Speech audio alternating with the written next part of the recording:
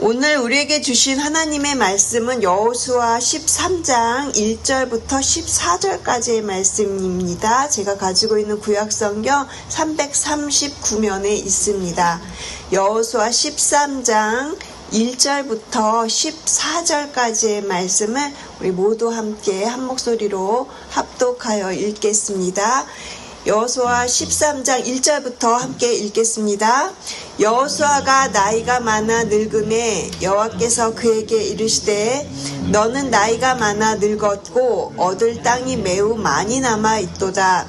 이 남은 땅은 이러하니 블레셋 사람의 모든 지역과 그술 족속의 모든 지역 곧 애굽과 압시올 시내에서부터 가나안 사람에게 속한 북쪽 에그론 경계까지와 블레셋 사람의 5 통치자들의 땅 곧 가사 족속과 아스돗 족속과 아스글론 족속과 가드 족속과 에그론 족속과 또 남쪽 아위 족속의 땅과 또 가나안 족속의 모든 땅과 시돈 사람에게 속한 무아라와 아모리 족속의 경계 아베까지와 또 그발 족속의 땅과 해 뜨는 곳에 온 레바논 곧 헤르몬 산 아래 바알갓에서부터 하맛에 들어가는 곳까지와 또 레바논에서부터 미스르봇 마임까지 산지의 모든 주민 곧 모든 시돈 사람의 땅이라.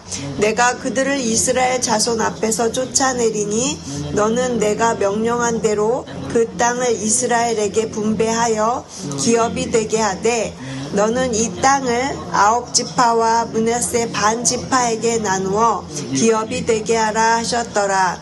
므낫세 반지파와 함께 르우벤 족속과 갓 족속은 요단 저편 동쪽에서 그들의 기업을 모세에게 받았는데 여호와의 종 모세가 그들에게 준 것은 이러하니 곧 아르논 골짜기 가에 있는 아로엘에서부터 골짜기 가운데 있는 성읍과 디본까지 이르는 메드바 온 평지와 헤르본에서 다스리던 아모리 족속의 왕 시온의 모든 성읍 곧 암몬 자손의 경계까지와 길르앗과 및 그술 족속과 마아가 족속의 지역과 온 헤르몬 산과 살르가까지 온 바산 곧 르바의 남은 족속으로서 아스다롯과 에드레이에서 다스리던 바산 왕 옥의 온 나라라.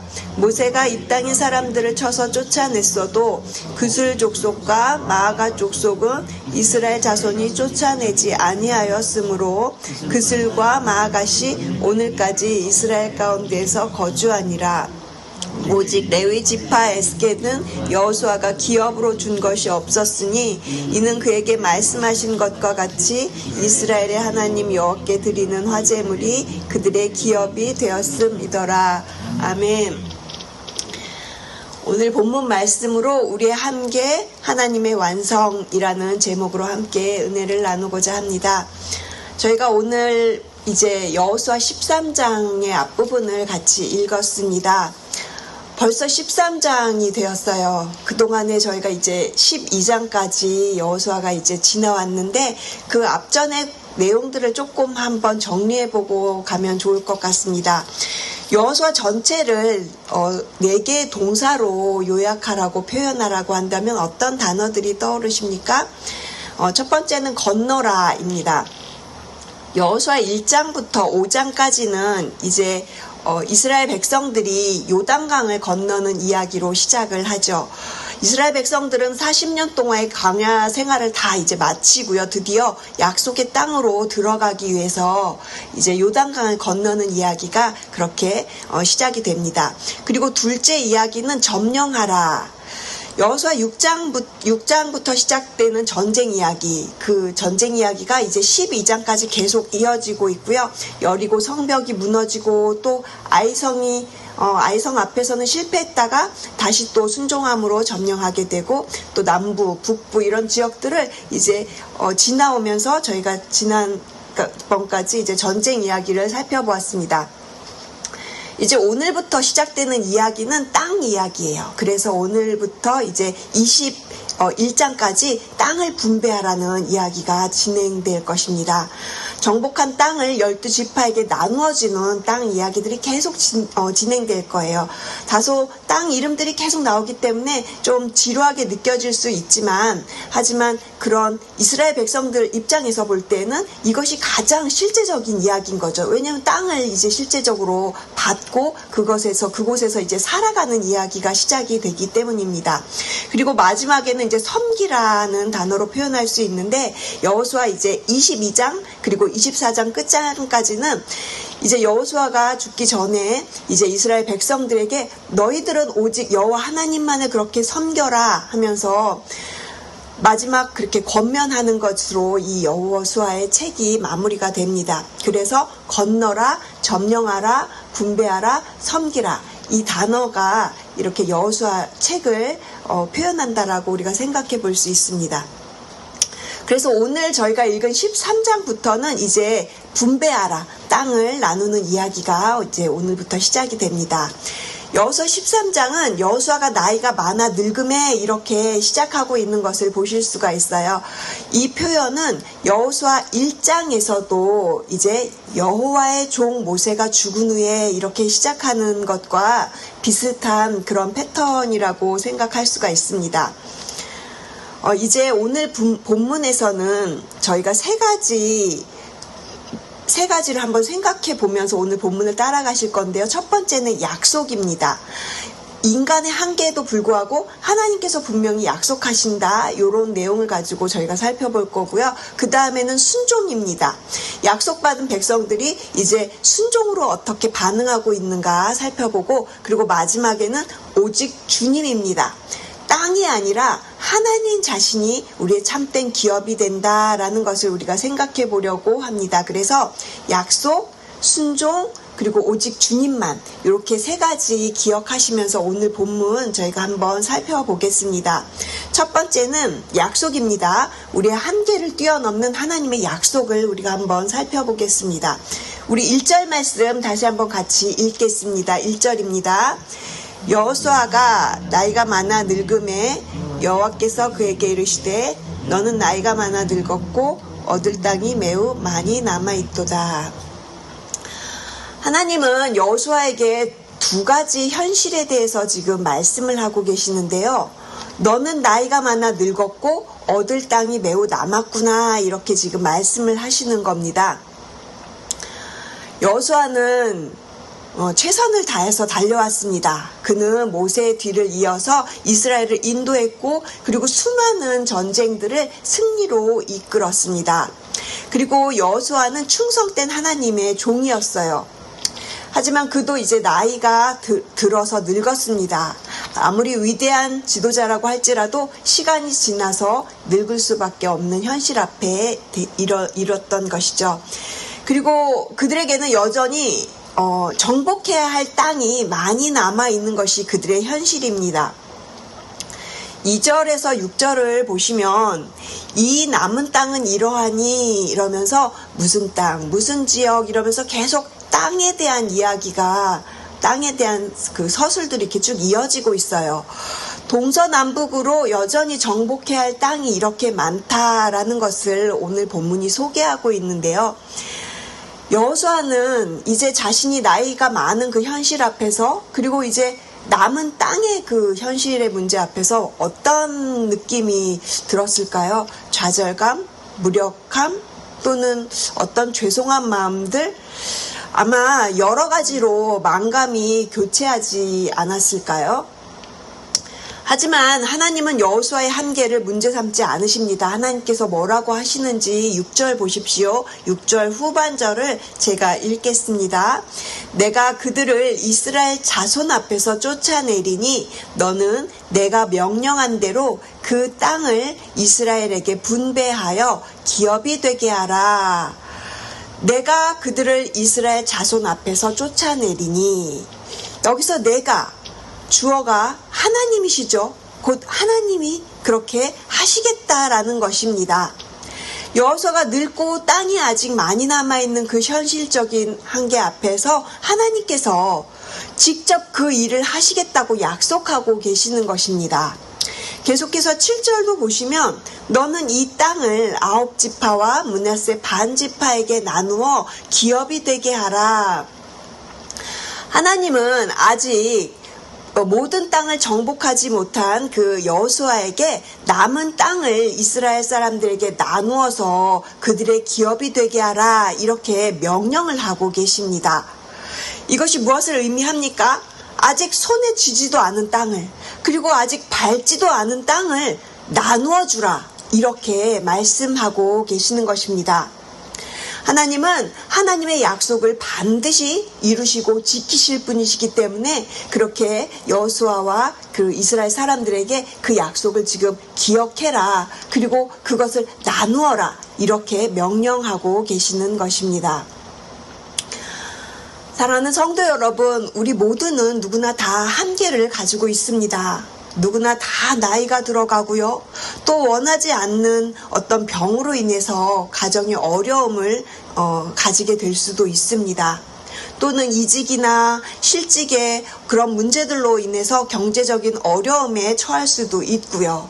그리고 신분 문제가 해결되지 않는 어려움, 여러 가지 내가 원하지 않는 여러 가지 복잡한 관계들의 어려움으로 인해서 우리 누구는 다 힘들고 그 어려운 문제들이 눈앞에 마치 산처럼 가로막고 있는 것이 우리의 삶의 현실이라는 것입니다.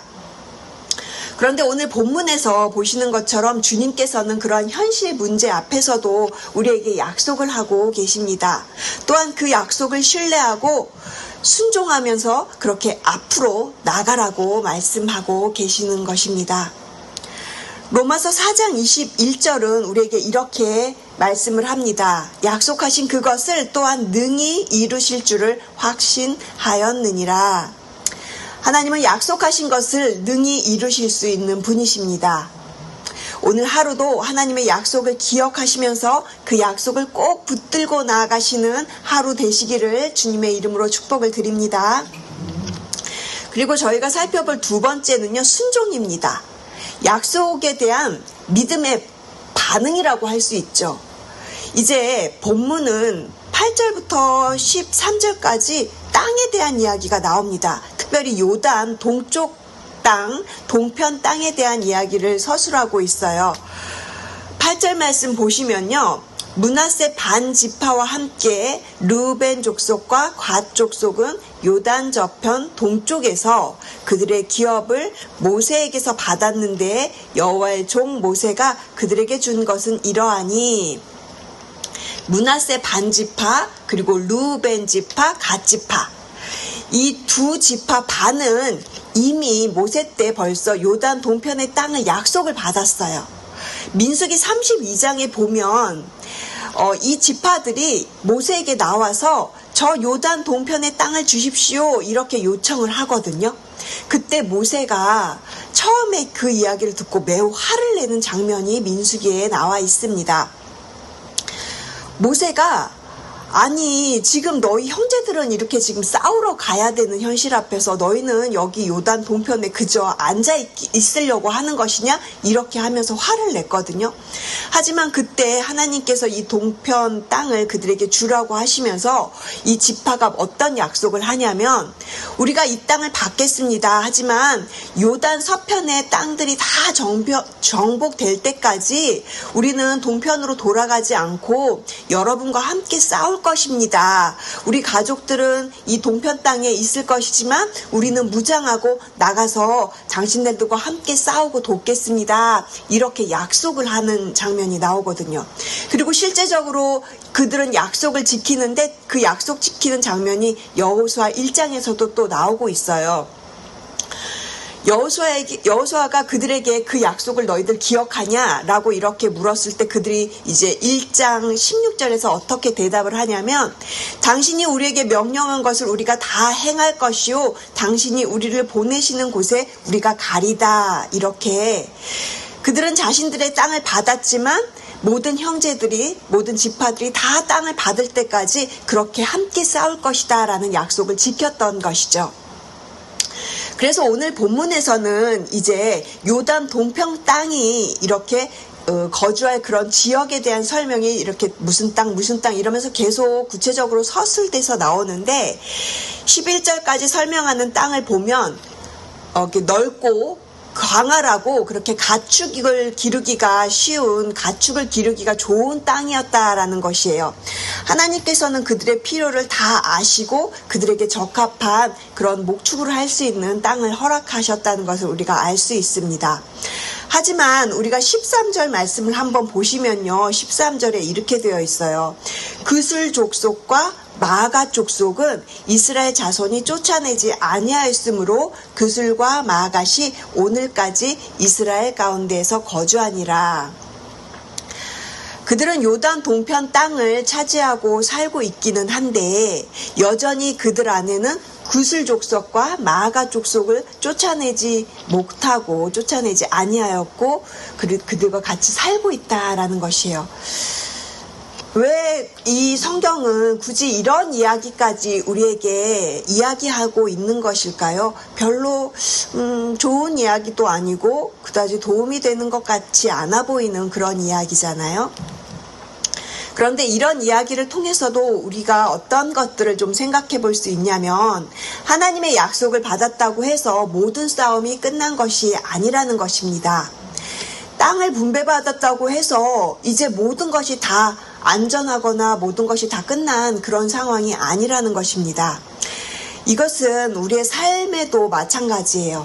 우리가 우리 삶에도 여전히 정복되지 않은 영역이 있을 수 있고요.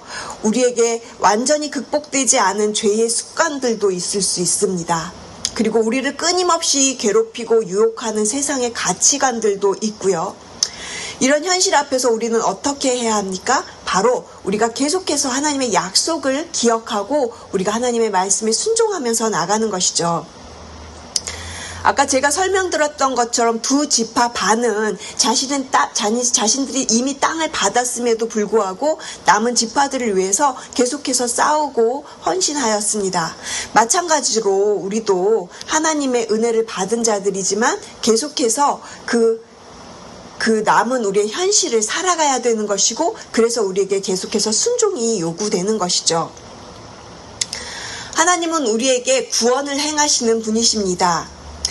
빌립보서 2장 12절에 13절은 너희에게 있는 그 구원을 이루라. 너희 안에 행하시는 이는 하나님이시다. 이렇게 말씀을 하시래요. 그래서 너희의 소원을 두고 너희 안에서 그렇게 행하게 하신다라는 말씀을 하십니다. 우리는 우리에게 주신 그 구원을 우리의 현실 앞에서 살아가야 되는 사람들입니다. 우리가 두렵고 떨리는 마음으로 우리에게 주신 그 구원을 이루어 가야 할 줄로 믿습니다. 지금까지 저희가 약속 그리고 우리의 순종을 살펴보았고요. 이제 저희가 마지막으로 세 번째를 살펴보려고 하는데 오직 하나님만이 우리의 참된 기업이 되십니다. 이제 저희가 본문의 마지막 절 14절 말씀 우리 한번 같이 읽겠습니다. 오직 레위 지파에게는 여호수아가 기업으로 준 것이 없었으니 이는 그에게 말씀하신 것과 같이 이스라엘의 하나님 여호와께 드리는 화제물이 그들의 기업이 되었음이더라. 아멘. 보시면 오직 레위 지파만이 땅을 분배받지 않았습니다. 왜 그렇습니까? 이스라엘의 하나님 여호와께 드리는 화제물이 그들의 기업이 됨이라. 결국 하나님 자신이 레위 지파의 기업이 되셨기 때문에 그들에게는 땅이 없다라는 것이에요. 다른 지파들은 다 땅을 받았습니다. 구체적인 경계가 있는 땅, 발로 밟을 수 있는 땅, 농사를 지을 수 있는 땅, 목축을 할 수 있는 그런 각자에게 필요한 땅들을 다 받았어요. 하지만 지금 이 14절 말씀에서는 레위 지파만은 땅 대신 하나님을 받았다라고 그렇게 말씀하고 있는 것입니다. 누가 더 좋은 기업을 받은 것일까요? 시편 73편은 이렇게 노래합니다. 하늘에서는 주 외에 누가 내게 있으리요 땅에서는 주밖에 내가 사모하리 없나이다. 레위 지파에게는 땅이 없었지만 하나님이 계셨습니다. 레위 지파에게는 영토가 없었지만 하나님이 그들의 영원한 기업이 되셨습니다. 본문을 자세히 보면 레위 지파에 대한 이야기가 조금 앞전에 그 요단 동편의 그 앞부분 바로 이어서 이제 레위 지파가 나오죠. 이제 저희가 계속해서 그 서편 땅들도 살펴볼 건데, 그렇다면 이 레위 사람들 이야기는 동편 땅 그리고 서편 땅 가운데 지금 위치하고 있는 것이에요. 이것은 무엇을 의미하냐면 레위 지파는 하나님과 세상을 잇고 있는 그런 연결고리와도 같은 역할을 한다라는 걸 우리가 알 수가 있습니다. 제사장 지파이죠. 레위 지파는 제사장의 사람들로서 하나님과 백성을 중재하는 그런 사명을 감당하면서 살고 있는 사람들입니다.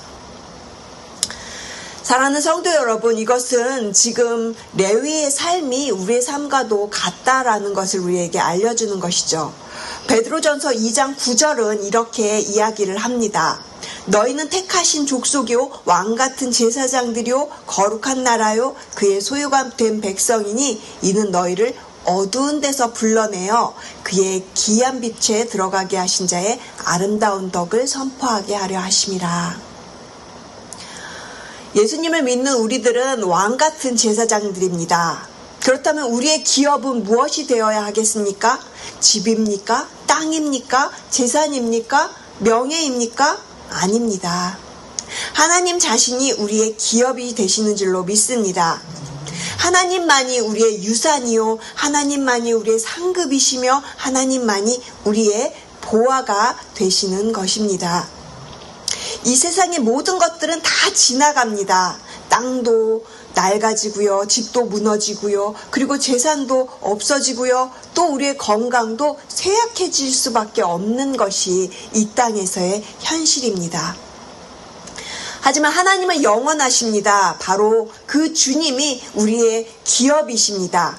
우리가 오늘 말씀을 통해서 이것을 붙잡고 나아갈 때 우리가 세상 것들에 흔들리지 않고 오직 주님만 바라보면서 살아가시는 저와 여러분 되시기를 주님의 이름으로 축복을 드립니다.